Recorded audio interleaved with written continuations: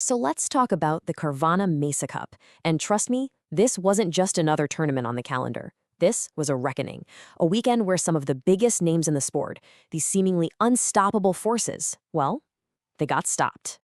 So what does happen when the unbeatable are finally beaten? That's exactly what we're going to break down here. We're going to dive into a story of just mind-blowing dominance, some seriously stunning upsets, and really what it all could mean for the future of pro pickleball. Okay, so where do we even begin? We have to start with the biggest shocker of the whole tournament, right? The mixed doubles final. For what feels like forever, one team has just been on another planet, Leigh Waters and Ben Johns. To really get why this was such a big deal, you have to understand just how dominant they were. I mean, look at this. Coming into Mesa, their record in finals was 59-2. Let that sink in. 59 wins, just 2 losses. They weren't just winning matches, they felt inevitable. And this wasn't some old record they were sitting on. This was current. They were riding an 11-tournament winning streak, 11 in a row. You can't overstate it. They were the Goliaths of the sport, literally chasing their 60th title together. Unbelievable. And then this happened. Out of nowhere, Anna Bright and Hayden Patriquin put on an absolute clinic. And they didn't just squeak by with a win. They swept them in straight games. It was honestly one of the most decisive victories ever over Waters and Johns. And just like that, the streak was over. So you're probably asking, how? How in the world did they do it? Well, the answer boils down to one key stat: clean winners. You know, those are the shots that win the point outright. The opponent doesn't even get a paddle on it. And as you can see, it wasn't even close. Bright and Patriquin just crushed them in this department, 18-3. They came out firing, super aggressive, and man, did it pay off. And, you know, there was some real emotion tied up in this one. This wasn't just any match for Bright and Patriquin. They had lost to Waters and Johns 6 straight times before this. So this wasn't just a win, it was some serious, hard-earned revenge. You can just feel that fire in Anna Bright's quote here. But wait, there's more. The mixed doubles shocker?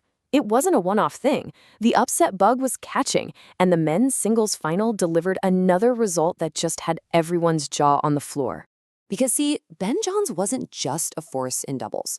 In singles, he was on his own unbelievable tear. Coming into this, he'd won his last 12 straight finals. 12. He was just an absolute machine in the men's game. But yep, you guessed it, in Mesa, that streak also came to a grinding halt. Chris Hallworth, who was just playing out of his mind all weekend, took down Johns in 2 straight games to grab the title. Another Titan had fallen. And hey, does this look familiar? Check this out. Just like we saw in the mixed doubles final, the story was written by the clean winners. Chris Hallworth absolutely tripled Ben Johns' total 15-5. It was the same formula. Pure, aggressive offense was the key to taking down a champ. Okay, so it sounds like total chaos, right? But if we only talked about the upsets, we'd be missing a huge part of the story. Because while 2 massive streaks were snapped, 3 others held strong, which just goes to show you how ridiculously hard it is to beat these top players. In the other 3 finals, it was pretty much business as usual for the #1 seeds.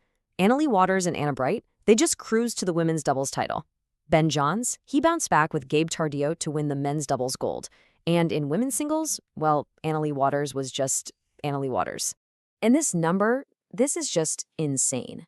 Leigh Waters has now won 48 straight women's singles finals. 48. She has not lost a championship match in singles since way back in June of 2022. It's truly one of the most incredible streaks in any sport, period. And it's still going. So what's the big lesson from Mesa? What do we take away from all this? Well, when you put those 2 huge upsets next to each other, a really clear blueprint starts to take shape. This table right here lays it out perfectly. Look at the 2 upsets. In both matches, the winners didn't just have a few more clean winners. They had a ton more. We're talking 3, 4, even 6 times as many. This wasn't about grinding it out and waiting for a mistake. This was about pure domination. So the takeaway is pretty simple, right? To beat the absolute best in the world, you can't just play it safe. You can't play defense and just hope they mess up. The champs at Mesa showed that you have to take the fight to them. You got to come in with a relentless, aggressive game plan that's all about ending the point on your terms. Which, of course, brings us to the big question. For so long, it's felt like just a handful of players were at the top. And then there's everyone else. But after a weekend like the Mesa Cup, you have to ask yourself, was this just a fluke, a weird weekend, or is the rest of the field finally catching up? Is that gap at the top of pro pickleball officially closing? I guess we'll just have to wait and see.